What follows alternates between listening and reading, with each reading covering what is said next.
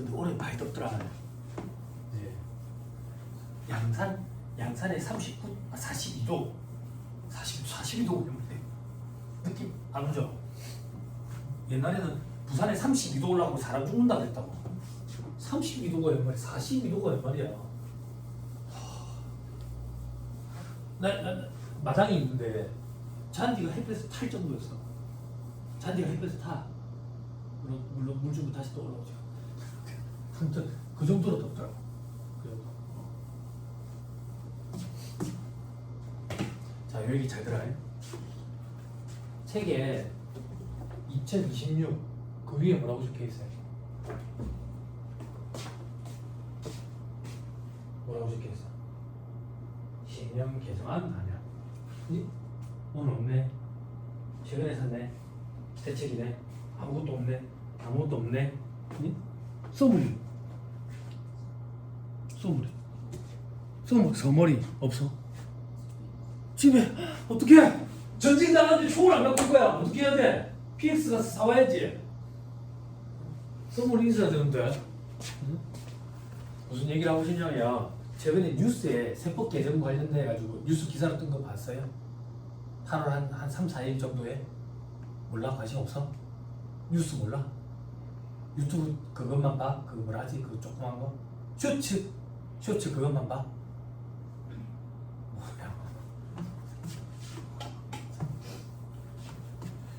주입식 교육에 길들여져 있는 거야? 네? 나만 떠들고 듣고만 싶은 거야? 아, 물론 나도 그런 게 좋지. 그렇지만 여러분들이 말을 하면 안 되지. 지금 세법 개정안이 나왔거든.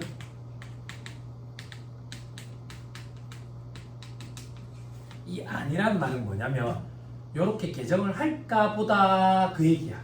개정이 됐다는 얘기가 아니야. 그러면 앞으로 수없이 변동이 있을 거라고. 그럼 언제 세법 개정이 이루어진 건데요? 이게 국회를 통과해야 돼. 국회를 딱 통과하면 그때부터는 세법 개정 이렇게 얘기한다. 요게 11월 말 정도 돼야 돼. 11월 말 정도. 그러면 이제 뼈대가 완성이 되는 거야. 뼈대가 완성된다는 얘기하면 돼. 세법 개정된 것만 보고 현업의 실무진들이 그걸 가지고 일을 못해. 세부 내용까지 개정이 이루어져야 된다고. 그 세부 내용은 시행령이라는 데에 있다고. 대통령령 얘기하는데 이 시행령도 개정안이라는 게 나와. 안. 이렇게 개정을 할까 보다. 요거는 12월에 나와. 그럼 요거는 언제 통과되는데요? 다음 연도 2월 중순 정도 되면 통과가 돼. 그러면 이제 세법의 개정이 완료된 겁니까? 아니, 여기에 더 세부적인 내용들이 있어. 그거는 시행규칙 이렇게 얘기한다고. 요거는 언제 명확히 되는데요? 요거는 4월 정도 돼야 돼. 4월 정도. 근데 우리 시험은 언제 있어? 4월에 있잖아. 그지? 그리고 우리 시험에서는 개정된 게 최고 1순위거든. 그래서 우리 시험에서는 여기까지 대비해서 가는 거야. 여기까지. 그리고 여기까지 개정이 완료되면 책이 나와. 그전에는 개정이 반영된 책이 안 나와. 책을 쓸 수도 없다고. 그래서 요때 되면 개정이 된 책이 나와. 그럼 다시 돌려 얘기하면 지금 개정과 관련돼 가서 언급되는 것들은 여기는 전혀 없어. 전혀 없어. 그것들은 내년 2월에 책이 나오면 그때 우리가 볼 수 있어. 그러면 공부를 어떻게 해야 됩니까? 그게 시험에 나옵니까? 1순위라니까. 1순위. 그럼 공부를 어떻게 해야 된대요?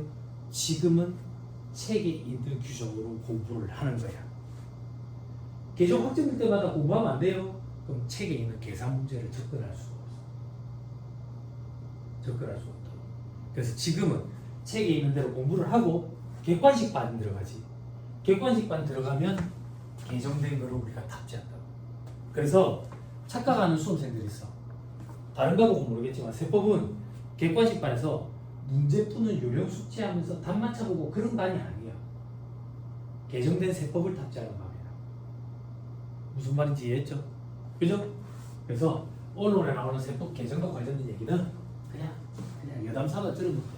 우리는 요걸로 공부하는 거야. 그래서 위에 아무것도 안 적혀 있더라. 아무것도 안 적혀 있는 사람들은 요 이후에 책이 나온 거야. 지금 요 친구 거는 시행령 개정안 반영돼 있잖아. 내랑 똑같은 책이거든. 요때 나온 책이야. 그럼 선생님 나는 좀 불리한 거 아니에요? 요거는 책에 거의 없어. 세부 지침이라고 생각하면 돼. 우리 시험에 당락을 좌지우지하지 않으니까 걱정 안 해도 된다. 됐죠? 됐죠? 조용해.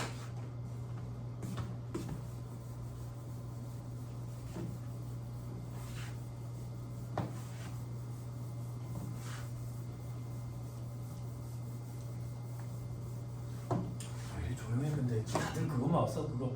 그거 MBTI 그 뭐라 하지? 조용한 사람 뭐라 하지? 아이라고 했나? 아이. 나도 그런데. 나 강의할 때만 말 많이 하는데. 강의 안 할 때는 말하는 걸 안 좋아해. 시끄러운 거 안 좋아해가지고. 다 그런 사람 보면 모른다. 내 양이만. 너무 좋은데.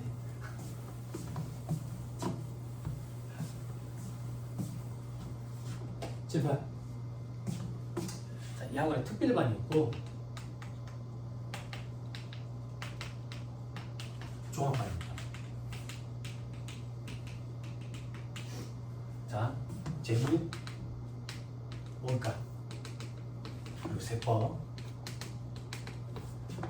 특별반에서 재무회계랑 원가 관리 얘기는 여기서 요만큼만 공부해. 요 네모 박스는 뭡니까? 봐봐, 내가 강의 때마다 하는 얘기인데 이 바닥에서 유명 강사가 되려면 두 가지 방법이 있대. 강의를 이렇게 하거나 강의를 이렇게 하거나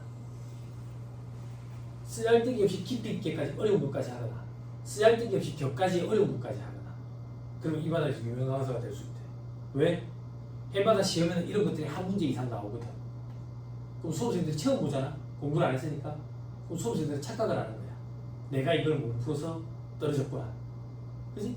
현실을 직시해야 되는데 현실은 뭔데? 이걸 못 풀어서 떨어지거든.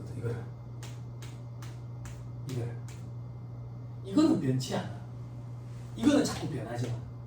자꾸 변하는 걸 어떻게 쫓아가? 결국에는 요거를 공부해야 돼. 이 학원의 강의 시수가 짧은 이유는 요것만 하기 때문이야. 물론 요거 외에 요 부분도 좀 있어. 그래서 제가 퍼센테이지 따지면 120에서 한 130% 정도 되는 것 같아요. 근데 여러분들이 시험장에 갈 때 이 중에서 한 80%만 갖고 가면 돼. 이 네모가 이 네모라고. 이해돼요? 이해돼? 그럼 특별반태는 시험 문제를 풀 수 있는 깊이만큼, 시험 문제를 풀 수 있는 폭만큼 공부를 안 해. 맛보는 거야. 그러고 나서 종합반에 오면 다시 처음부터 시작해. 처음부터 시작해서 이제 깊이까지 너비도 맞춰가지고 하는 거야. 여기까지 됐어요? 이 과정을 여러분들이 거친 거야. 근데 세법은 달라. 세법은 특별반 때 이미 시험 범위까지 해. 종합반 때도 시험 범위까지 해. 근데 영역이 달라. 특별반 때는 부가가치 세법이 있다고. 종합반 때 법인세랑 소득세 할 거야. 그래서 부가가치 세법은 이미 끝났어. 과정이. 시험 문제 풀 수 있는 수준까지. 세무사님한테 저 처음 수업 듣는데요. 이건 알아서 답해야 돼. 예전 동영상을 보든지 예전에 동영상 보면 도움이 될지는 모르겠지만 말이 빨라가지고 아무튼 그 동영상은 거기 있어. 유튜브 채널 가르쳐달라고. 채널 세무사 뱅호TV야. 뱅호TV 여기 들어가면 있어. 수강생들이 이름 만들어줬어. 수강생 채널이 뭔데요? 그러더라고. 채널이 뭐냐? 몇 번을 해야 돼? 나는 몇 번까지 선택할 수 있어? 그러니까 그런 거 아닌데요? 그러더라고. 이름 뭐라 할까? 그러니까 뱅호TV 좋은데요? 그러더라고. 그래서 그때부터 하고 있어. 강의는 무조건 최근 거 봐야 돼. 몇 년 전 것도 있는데 그런 거 보지 마. 지우기 아까워서 그냥 놔둬. 이미 다 개정됐다. 그거 보면 재무회계 강의랑 원가 관리 강의도 있거든. 옛날 거. 됐죠? 우리 이거 끝났다. 여기서 철저하게 요거랑 요거 한다. 그지? 근데 왜 요거부터 합니까? 소득세법은 법인세법이랑 비교하는 형태로 강의가 이루어지거든. 그러니까 법인세법을 알아야 비교할 수 있다고. 법인세법은 회계랑 비교하는 형태거든. 그래서 회계 강의가 끝날 시점에 법인세법 시작할 거예요. 됐죠? 하자. 알겠다.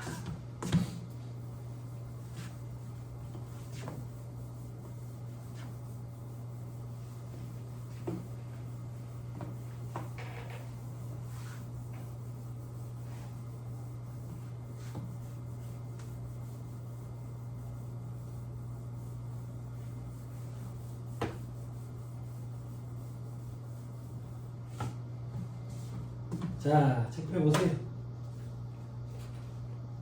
강현태 회계사 체크하는데 이제 할아버지가 되셨어요. 연세가 파트 1도 있고요. 다음 페이지 보니까 법인세 비교 정리 사항 돼 있죠. 그죠? 뭐 배운 게 있어야 비교를 하겠죠. 그죠? 지금은 비교 못 한다. 지금은 비교를 못 한다. 그죠? 쭉쭉 넘어가세요. 자, 1장 총설 이렇게 돼 있어요. 여기서부터 얘기를 해봅시다.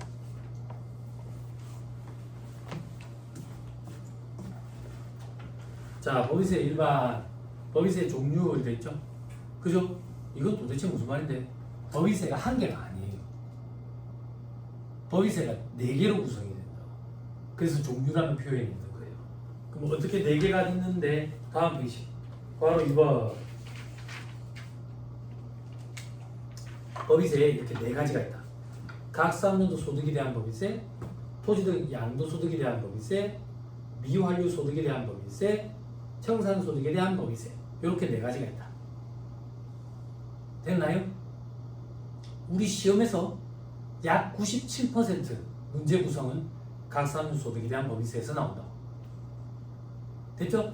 그래서 나머지 파트는 수험생들이 뭐라 그랬지 요즘에 애들? 가성비 차원에서 제끼고 하는 수험생들도 있고, 그러면 강의하는 제가 제낄 수는 없잖아요. 이 부분은 간략하게만 보고 넘어갈 거야. 간략하게. 그러면 언제 심도 있게 공부해야 돼요? 2차 시험 때 준비하면 돼.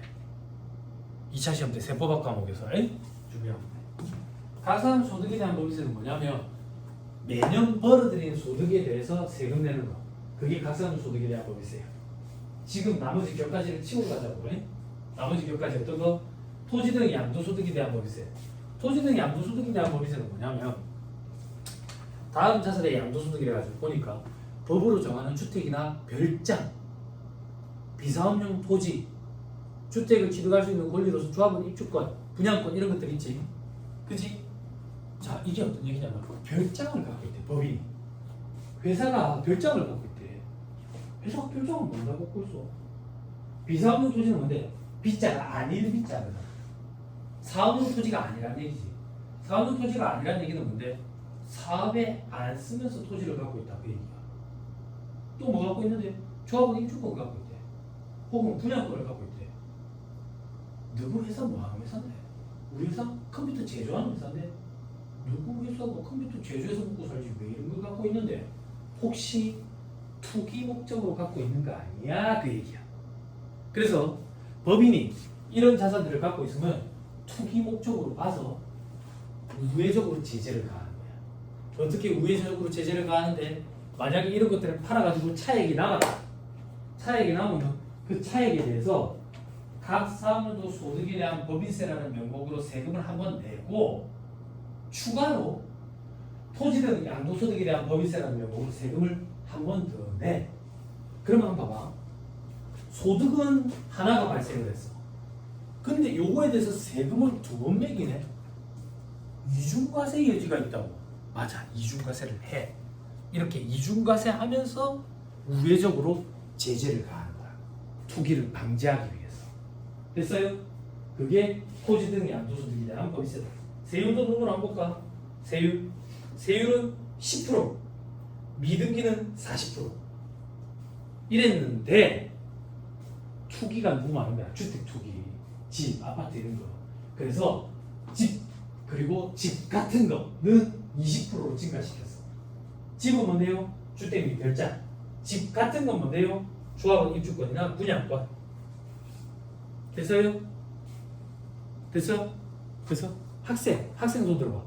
또 학생. 언니는 학생 아니었지? 학생이었어. 언니 아니네? 동생이네? 그지? 학생이었어. 학생 또 학생. 이건 학생 아니에요? 학생. 근데 나이 어떻게 됐지? 내가 물어봤었어. 00? 미안해. 00 학번이라고 얘기하는 줄 깜짝 놀랐어 지금. 미안해. 00년생이 그럼 몇 살이야? 이거 오빠네. 이거가 또 동생이네. 또 더 동생. 이거 학생이 남자야. 여기는 그럼 몇 년생인 거야? 01? 친구는 몇 살이야? 그렇게 꼭 얘기하는데 몇 살이라고 얘기해주면 안 돼? 계산이 잘 안 된다. 22살? 22살? 그럼 너한테 얘기해서. 너 조합원 입주권이 뭔지 알아? 분양권이라고 들어봤어? 들으면 맞지? 뭔지 알아? 모르겠지? 그지? 그래서 내가 항상 하는 얘기인데 회계세 법은 세상 살아가는 얘기거든. 사회 경험이 많은 사람들의 이해도가 빨라. 나이 어린 친구들이 이해도가 늦어. 그렇지만 나이 어린 친구들은 하루에 10시간 공부하고 저희 직장인들은 하루에 2시간밖에 공부 못 해. 나이 어린 친구들이 더 빨리 잘하지. 그러니까 사회 경험이 적기 때문에 이런 용어가 너무 힘들고. 근데 요즘에는 제모나이도 잘 돼 있고 챗GPT 말 잘하지만 그치? 그런데 물어보면 되겠지. 그치? 저기 재개발한다더라. 나 저기 이미 옛날 오래된 건물이 있어. 나 거기 살던 사람이야. 그럼 그거를 갖고 가고 내한테 새로운 아파트를 준다 하더라. 그게 조합원이 준 거. 알았지? 어디서 대규모 단지를 조성해가지고 땅을 사가지고 아파트를 지어올려가지고 팔 거라더라. 그게 분양한 거야. 알았지? 알았지? 됐지? 됐지? 재원아한테 안 물어봐도 되겠지? 재원아한테 물어보고 화가 좀 많이 나거든. 화가 많이 나고 돈을 줘도 화나게 하더라고. 3만 원, 만 원 줘도 화나는 답변을 많이 해.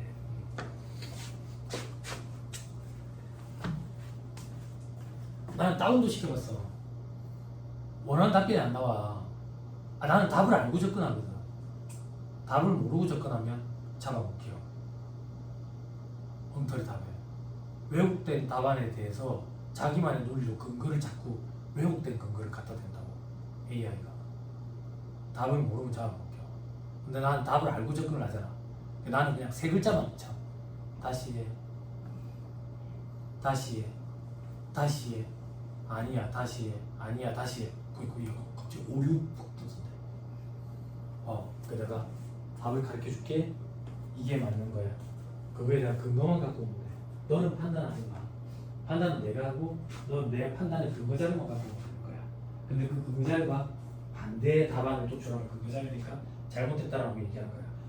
답안을 자꾸 2개로 떠. 그 중에 괜찮은 답안을 선택해달래. 그럼 돈을 내가 받아야 되는 거 아니야?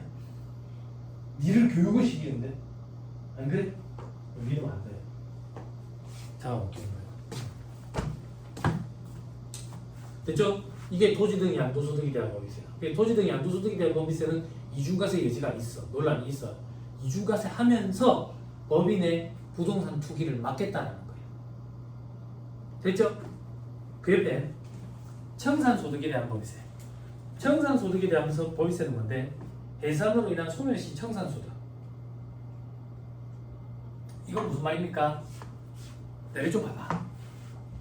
추억 돋는 얘기 좀 하자고. 옛날 얘기하면 좋아하잖아. 옛날 얘기. 유형자산 파트 공부했죠? 싫어? 싫어? 유형자산 파트 얘기하면 내가 무슨 얘기 하겠어?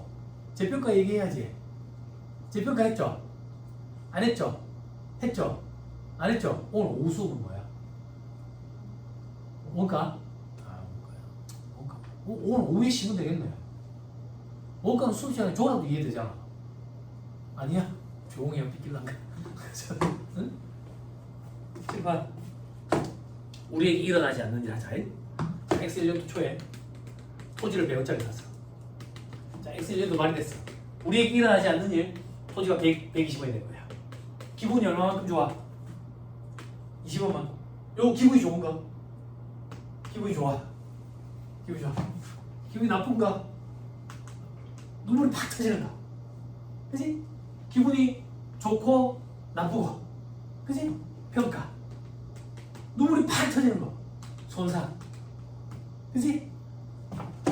기분이 좋은가 하자고. 붕괴 끊어주세요. 엑셀 정도 말 붕괴 끊어줘.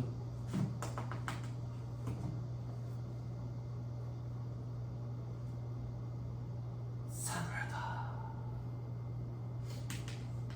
던지지 마. 대변해. 대변해. 재평가 모형 선택했다고. 취득할 때. 기능가 이용이지 마. 그치? 그치? 재무선택표에 자본의 방이 5개 있지?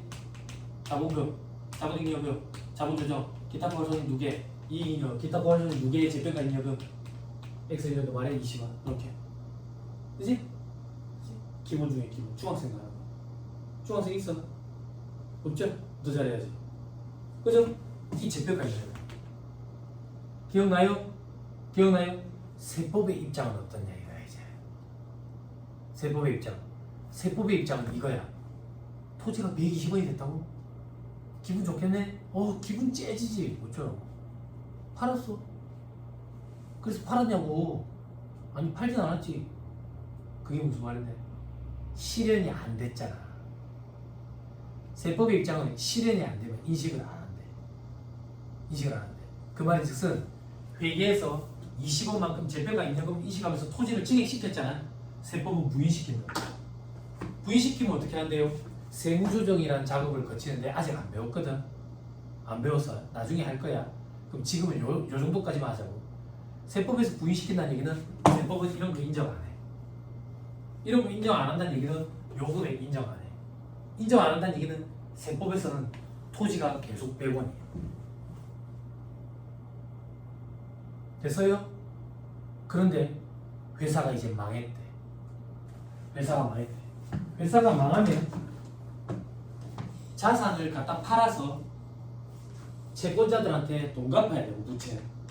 그리고 주주들한테 목책이 줘야지. 그치? 그럼 요거 갖다 팔 때 토지가 그 안에 속해 있다고. 토지 100원에 팔까? 아니지. 얼마에 팔겠어? 120원에 팔겠지. 그 말은 요때 실현이 된다 그 얘기야. 어느 시점에? 망해서 청산하는 시점에. 그러면 이 소득 20원에 대해서 실현이 됐으니까 세금을 내야지. 그 세금이 청산소득에 대한 법인세야. 즉 청산소득에 대한 법인세는 법인세법에 의해서 미실현된 소득이 청산 시점에 실현되는 것으로 봐가지고 그 시점에 법인세를 과세하는 거. 그게 청산소득에 대한 법인세. 됐어요? 느낌이 좀 와? 어떤 느낌? 회계를 왜 먼저 해야 되는지. 그지? 내가 이거 지금 설명하고 있을 시간이 어디 있어? 그지? 나는 강의 때 이렇게 하는 거야. 회계 시간 다 했죠? 이렇게 하고 가는 거지. 그러니까 세법을 하게 되면 일주일이 바빠. 회계를 계속 복습을 해와야 세법도 따라가거든. 바쁘다. 잠을 주면 다 돼. 자, 그 다음 다시 돌아와가지고 미완료 소득에 대한 법인세. 미완료 소득에 대한 법인세는 손가락 잠깐만 끼고 가서 보고 봅시다. 페이지 없나? 밑에? 없네.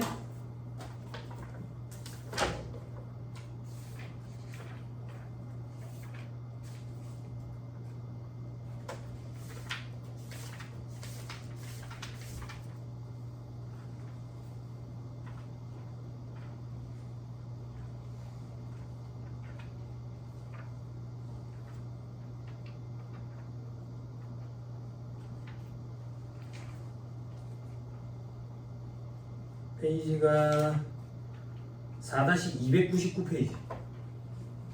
4-299페이지.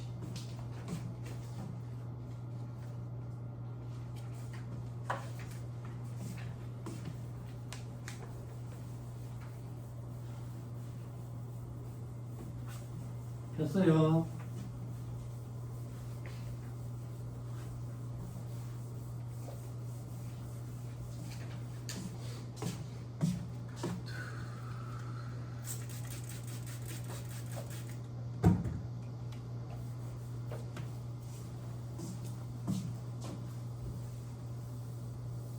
칠판 잘 봐. 간략히 지금 설명하고 지금 넘어간다 했어.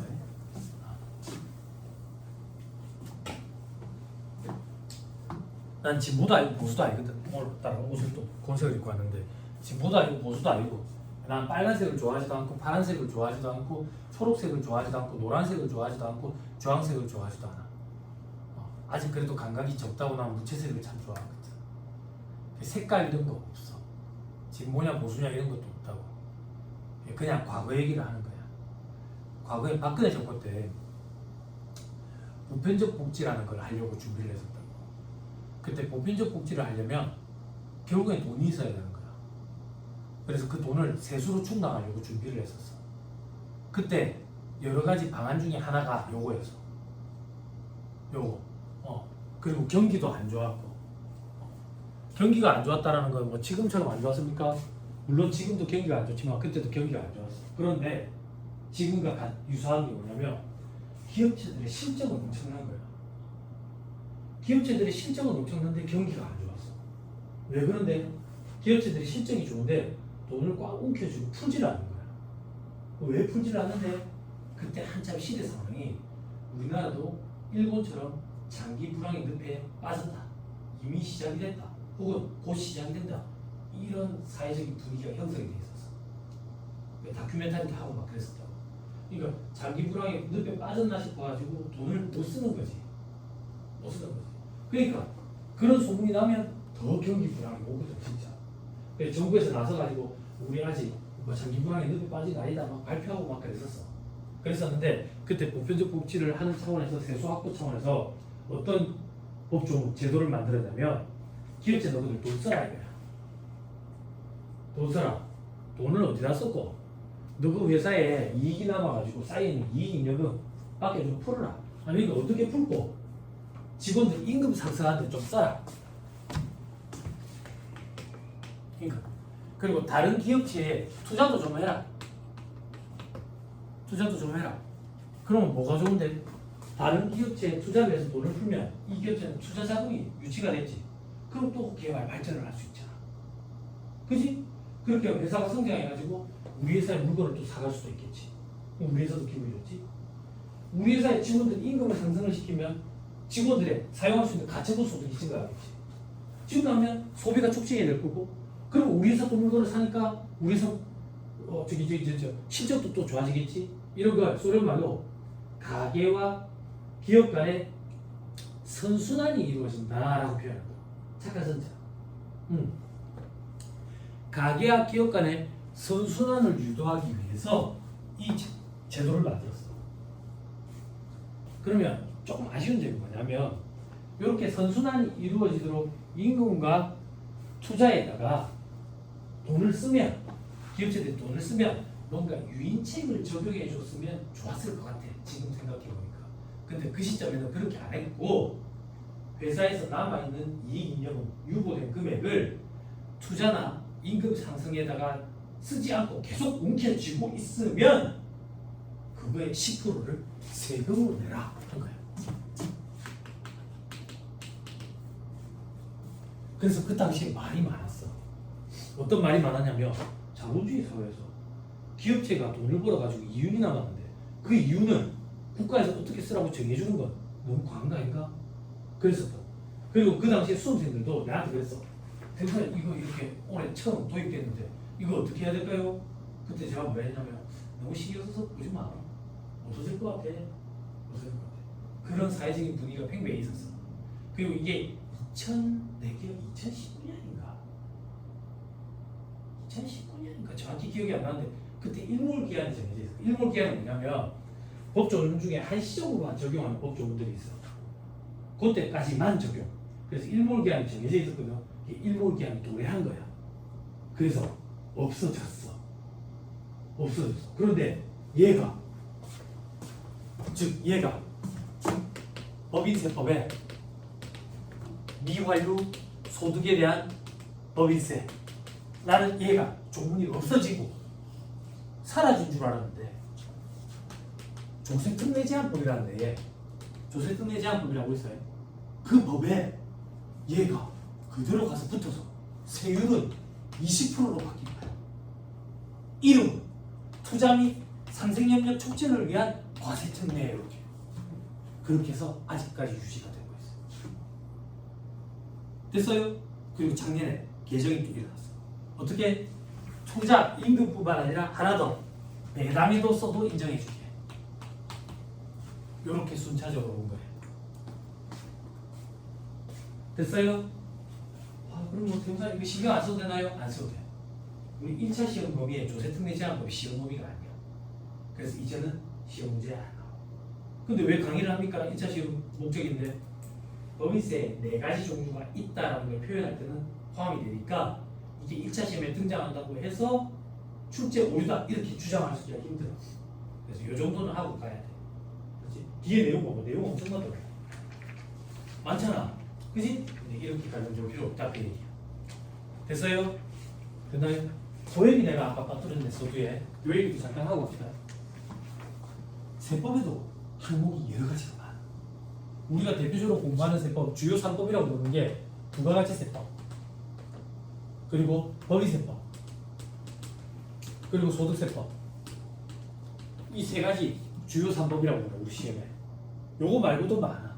1차 시험에 또 뭐가 들어가는데 국세기본법, 국제조세 조정에 관한 법률, 그리고 조세범 처벌법. 조세범 처벌법 양형규정도 있어요. 뭐 하나 빠뜨렸냐? 국진법, 국세징수법. 이렇게까지가 1차 시험 법이야. 요거는 1차 시험 때만 등장하는 거야. 그럼 2차 시험 때는 요거 등장하고 국기법. 국기법은 2차 시험에서 등장해. 2차 시험 때는 난도 확 달라. 많이 어려워. 그리고 개별 소비세법, 상수세 및 증여세법, 뭐 있어? 지방세법, 취득세, 등록면허세, 재산세 이런 거 있지. 그리고 요 조특법. 조특법이 조세 특례 제한법 이렇게 표현해. 그때 시대 상황에 따라 가지고 특례를 적용해 줘야겠다. 혹은 제한을 가해야 되겠다. 이런 법들만 모아놓은 거. 그걸 조세 특례 제한법, 조특법 이렇게 불러.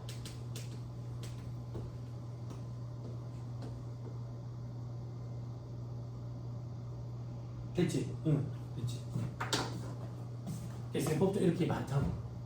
근데 주요 3법 위주로 공부를 하는 거야. 주요 3법 위주로. 됐어요? 됐어요? 회계사 시험이랑 차이점은 회계사 시험은 상승세법이 1차 시험에 있어. 조특법도 1차 시험이고 우리는 조특법은 2차 시험에 있어서 좀 힘들어. 정확히 모르겠는데 조특법 법조문이 한 180개 될 거야. 180개 되는데 이걸 한 문제 나오는데 어디 조문에서 나올지 몰라. 이걸 다 외우고 들어가요. 2차 때 하면 돼. 지금 하라는 얘기는 돈 낼 필요 없어. 지금은 그렇게 할 수 있는 실력도 안 돼. 그러니까 그때 돼서 하면 돼. 그때 다 돼. 하면 다 돼. 다시 돌아올게요. 그래서 미완료 소득에 대한 법인세는 과거 법인세법 규정했는데 지금은 조특법에 가서 투자 및 상생협력 촉진을 위한 과세 특례라는 용어로 바뀌었다. 그리고 조특법 규정이기 때문에 1차 시험 범위에서 벗어난다. 다만 법인세 종류 중에 하나니까 개괄적인 문제가 등장했을 때 이 정도는 대비를 해야 된다. 대비를. 됐죠? 돌아오세요.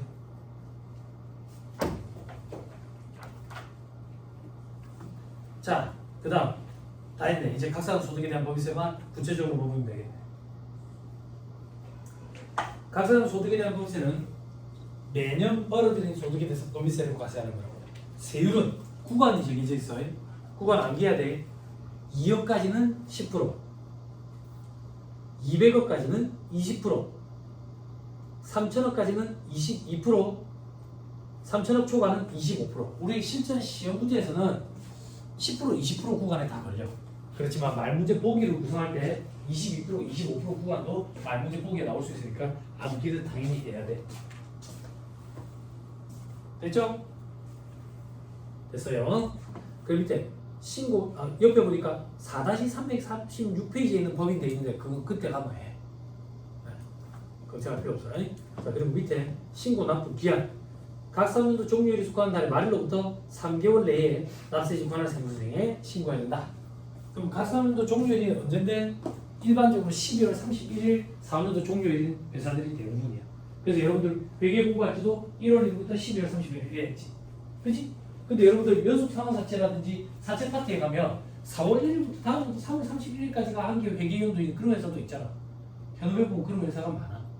외국계 기업 이런 데는 저기 이제 3월 말법인도 있고 독일 쪽 그런 데도 있고 6월 말법인도 있어. 아무튼 각 사람들 종료일이 만약에 3월 말이면 그때로부터 3개월 6월 말까지 법인세 신고가 이루어져야 돼. 혹은 각 사람들 종료일이 6월 말이면 9월 말까지 신고가 이루어져야 돼. 됐어요? 됐지? 근데 앞으로 강의할 때는 어떻게 할 건데 대다수는 12월 말이 4년도 종료일이거든. 그래서 강의할 때 그냥 3월 말까지 이렇게 표현할 거야. 무슨 말인지 이해했죠? 됐죠?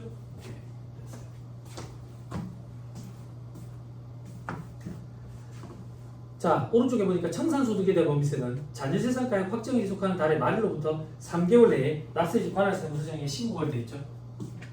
그죠? 이것도 이제 제가 다 설명해야 되는데 잠깐만 하고 오십시다. 선택 과목 행소법 선택한 사람. 선택 과목 행소법. 여기는 상법, 민법. 법대 출신들 민법 선택하더라. 민법 총칙 중에 일부만 들어가니까. 근데 그래도 양이 많긴 해요. 상법은 부담스럽거든. 상법의 문제 난이도가 어느 정도로 높아졌냐면 명문제는 사법고시 1차 상법 문제보다 더 난이도가 높았어. 이게 너무 심해진 거야.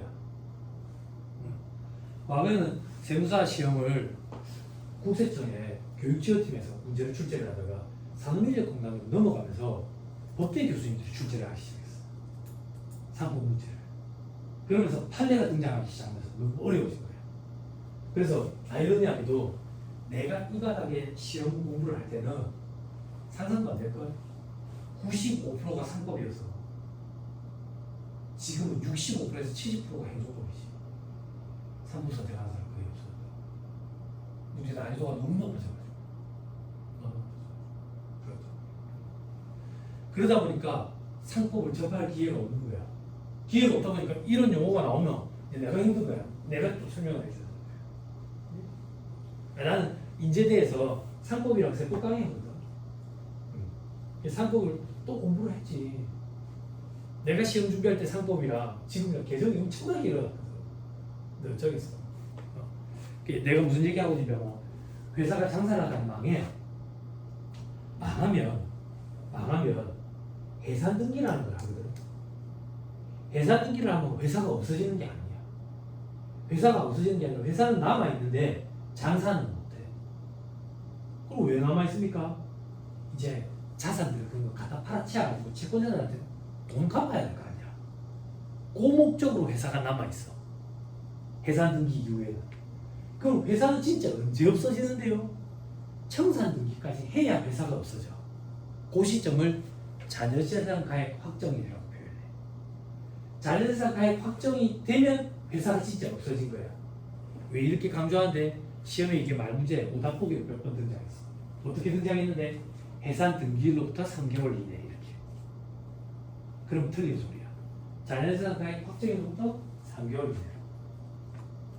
됐어요? 됐죠? 상법을 공부하는 친구들이 많았을 때는 상법 시간 이런 거 합니다 하고 넘어갔었는데 지금 상법을 하는 사람이 거의 없다 보니까. 자, 밑에 목적. 좋은 목적이 있으니까 공부하겠죠? 그죠? 이렇게 뭐 시험에 나오겠어요? 그죠? 고등학생이 공부하는 것도 아니고. 잠깐 쉬었다가 다음 페이지에 법인세 납세 문제부터 한번 얘기합시다. 잠깐 쉬었다 합시다.